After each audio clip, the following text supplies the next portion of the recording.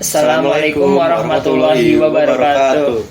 Perkenalkan, nama saya Muhammad Altaf Muharara Naskar dengan NPM 055 12 20 12. Perkenalkan, nama saya Muhammad Yoman Fikri dengan NPM 055 122 013. Kami berdua dari kelompok Salak. Lalu kami sini akan membawakan materi tentang ekosistem yang berada di perkarangan rumah. Lalu di ekosistem di sini terdapat biotit dan juga abiotik. Ya, di sini kami akan menjelaskan tentang komponen biotik dan abiotik serta keterkaitannya dan juga hubungan timbal balik antara komponen tersebut. Ya, mungkin langsung saja ke videonya. Ya.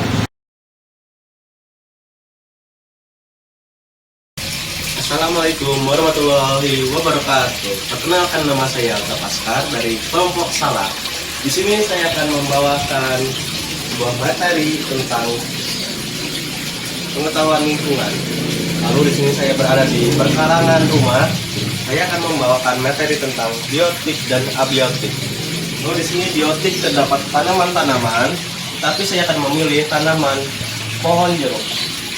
Di sini pohon jeruk. Lalu di ekosistem perkarangan rumah ini saya akan menjelaskan salah satu tanaman saya ini terdapat pohon jeruk. Nah, pohon jeruk tersebut dapat menghasilkan buah dan juga menghasilkan oksigen ya kawan-kawan.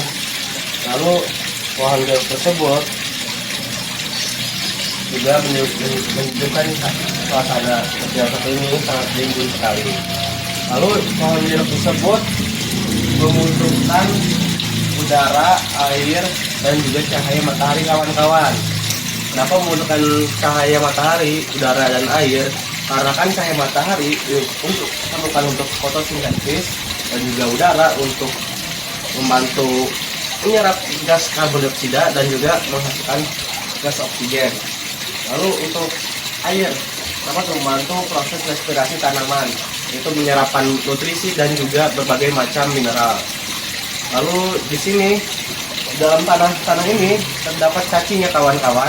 Cacing tersebut membantu untuk mengemburkan tanah dan juga menyuburkan tanah. Lalu di sini ada ulat. Nah, ulat ini sebagai hama ya kawan-kawan. Nah, hama ini menggerogoti daun-daun tanaman saya ya kawan-kawan. Nah, bisa kawan-kawan lihat di sini sudah ada mulai mati kering dan juga bolong-bolong, sangat mengurangi estetika. Lalu di sini juga ada belalang.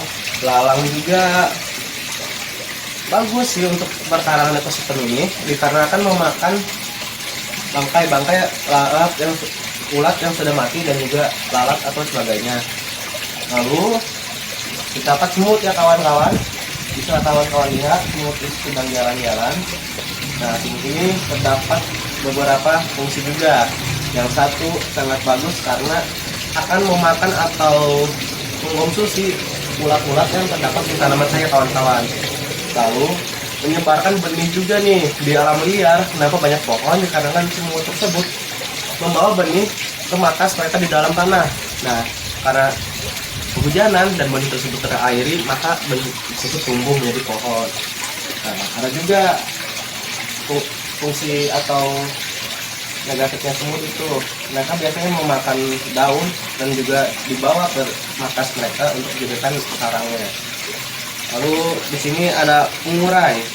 Jadi untuk pengurai itu seperti ulat yang mati bisa diuraikan oleh bakteri. Lalu kawan-kawan, tidak dipungkiri lagi bahwa tikus ada di mana-mana ya. Terkadang juga saya setiap malam suka melihat tikus berlalu lalang di sini ya kawan-kawan. Karena kan di sini juga dekat dengan selokan. Lalu abiotiknya akan saya jelaskan. Di sini kawan-kawan bisa kawan-kawan lihat ya, cahaya matahari sangat terik. Nah, cahaya matahari ini sangat terik dikarenakan tidak terdapat atap atau penghalang cahaya matahari. Nah, dikarenakan itu, kenapa tanaman-tanaman ini pada subur? Dikarenakan cahaya matahari yang sangat cukup untuk mereka berfotosintesis. Lalu di sini juga terdapat air untuk mereka para tanaman membantu respirasi dan juga menyerapkan mineral dan juga sebagainya. Lalu di sini ada udara yang sudah saya sebutkan tadi saat menjelaskan tanaman jeruk. Udara di sini membantu atau melanjutkan proses respirasi para tanaman. Respirasi para tanaman karena mereka membawa gas karbon dioksida dan tanaman tersebut juga menyerap dan menghasilkan gas oksigen. Lalu juga tanah untuk bercocok tanam tidak boleh salah pilih. Kalian memilih tanah yang sangat subur. Lalu ada beberapa jenis tanah yang menjadi pupuk. Nah, pupuk tersebut ada tanah yang berwarna hitam ataupun merah. Nah, yang berwarna merah itu kandungan Fe-nya sangat banyak, berguna untuk membantu tanaman yang kekurangan zat besi ya kawan-kawan. Lalu ada temperatur atau suhu. Nah, saat ini siang-siang temperatur atau suhunya sangat panas sekali. Nah, untuk kawan-kawan yang ingin bercocok tanam atau tanaman hias atau mungkin tanaman yang produktif, kawan-kawan harus memperhatikan jenis tanaman tersebut. Seperti tanaman yang di dataran tinggi, mereka rata-rata mempunyai suhu yang cukup rendah. Nah, untuk tanaman yang dataran rendah, mereka biasanya mempunyai temperatur suhu yang cukup tinggi ya kawan-kawan. Lalu di sini di pekarangan rumah ini terdapat kolam. Nah, kolam tersebut sebagai habitat atau tempat tinggal ikan-ikan hias yang sudah saya besarkan dari kecil. Lalu di sini saya akan memberi makan ikan-ikan hias saya. Ikan-ikan hias ini membutuhkan makan dari pagi atau sore. Nah, Anda lihat ikan hias saya ini sangat subur dan juga sangat berenergi sekali mereka ini ya kawan-kawan. Lalu fungsi ikan yaitu dapat mempercantik perkarangan rumah saya ataupun untuk bisa dimasak jika kawan-kawan lapar ya. Setelah penjelasan dari teman saya Altaf tentang komponen abiotik dan abiotik, di sini saya akan menjelaskan tentang keterkaitan antara komponen biotik dan biotik atau biotik dan abiotiknya serta hubungan timbal balik. Yang pertama, di sini ada rumput liar dan juga tanah. Di sini tanah sebagai media tanam dari rumput tersebut. Yang kedua, keterkaitannya ada cacing dan juga tanah. Yaitu tanah sebagai media sebagai habitat dari cacing tersebut. Yang ketiga, ada tumbuhan dan tanah. Ya, sama seperti cacing, tanah sebagai media tanam dari tumbuhan tersebut atau habitatnya.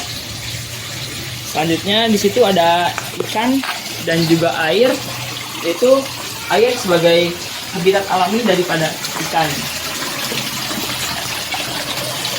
Dan juga ada keterkaitan antara tumbuhan, cahaya matahari, dan juga air, fotosintesis.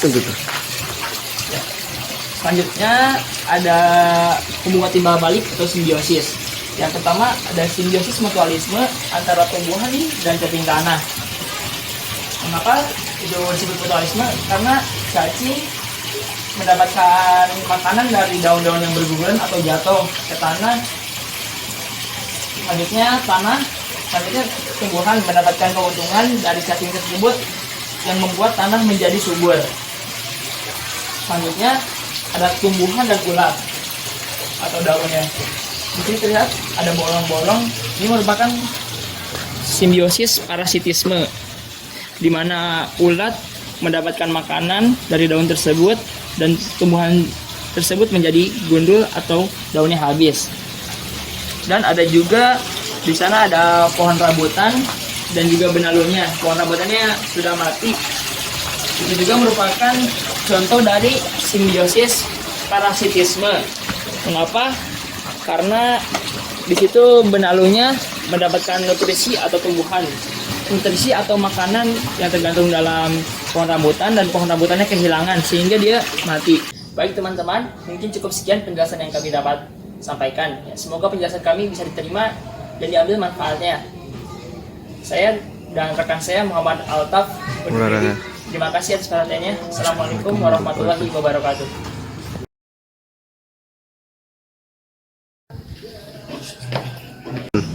Oke, baik teman-teman. Bentar aja. Assalamualaikum warahmatullahi wabarakatuh. Perkenalkan, nama saya Alta Paskar dari kelompok Salah. Saya akan membawakan dan